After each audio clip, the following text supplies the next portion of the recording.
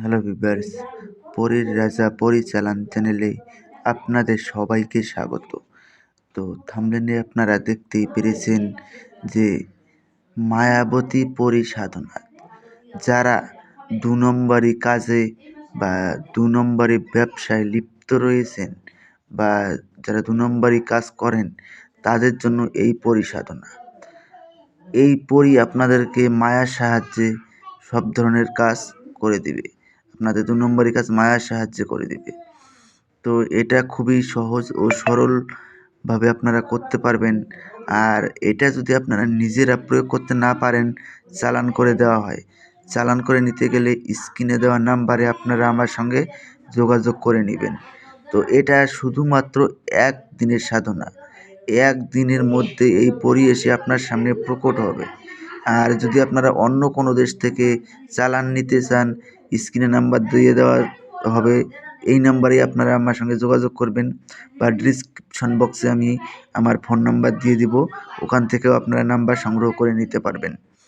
তো এটা শুক্রবার দিন আপনাদেরকে এটার প্রয়োগ করতে হবে। এটার জন্য একটা তসবির মালা, একটা গোলাপ ফুলের মালা, এই দুটো জিনিস শুধু প্রয়োজন পড়বে।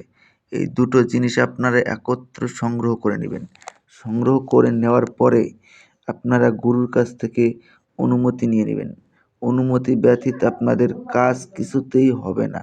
আমি আপনাদেরকে বলবো, অনুমতি ছাড়া আপনারা কিছুতেই কাজ করতে যাবেন না। আর এই সাধনাটা আপনারা গোপন রাখবেন, কাউকে বলবেন না যে আপনি এই সাধনা করছেন বা কিছু। যদি আপনারা কাউকে বলেন যে আপনি সাধনা করছেন, এই মায়াবতী পরী সাধনা করছেন, তাহলে কিন্তু আপনারা সফলতা অর্জন করতে পারবেন না। তো একটা মন্ত্র স্ক্রিনে দিয়ে দিচ্ছি, আপনারা লক্ষ্য করে নিন। ওম নমো বিসমিল্লাহির রহিমান রব্ব ইন্নি মঙ্গল ফন্তসির। প্রথমে এটাকে আপনাকে ১০০০ বার জপ করে সিদ্ধি করে নিতে হবে।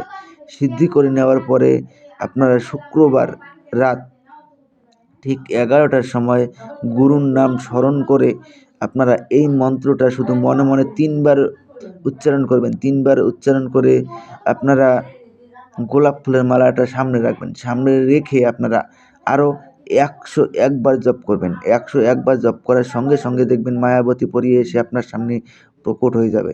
যখন এসে প্রকট হবে তখন আপনাকে বলবে, আপনি আমাকে কিসের জন্য স্মরণ করেছেন? তখন আপনি ওনাকে বলবেন যে আমার কাছে আপনাকে ৩টি শপথ করতে হবে। প্রথম শপথ, আমি তোমাকে যা আদেশ করিব তার সঙ্গে সঙ্গে পালন করিতে হবে। দ্বিতীয় শপথ, আমার অনুমতি ছাড়া তুমি কোত্থাও যেতে পারবে না।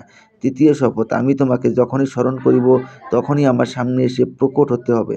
এই ৩টি শপথ করার ফলে ও আপনার আজীবন বশ্যতা স্বীকার করে নিবে এবং আপনার আদেশ অনুযায়ী চলবে। তারপরে আপনি ওনাকে বলবেন যে আপনাকে কী নামে ডাকলে পরে আপনি আমার সামনে এসে প্রকট হবেন। উনি আপনাকে একটা নাম বলে দিবে, ওই নামটা মনে রাখবেন। আর তারপরে থেকে ওই নাম ধরে যখনই ডাকবেন তখনই ও আপনার সামনে এসে প্রকট হবে। যা আদেশ করবেন তাই পালন করবে। ধন্যবাদ।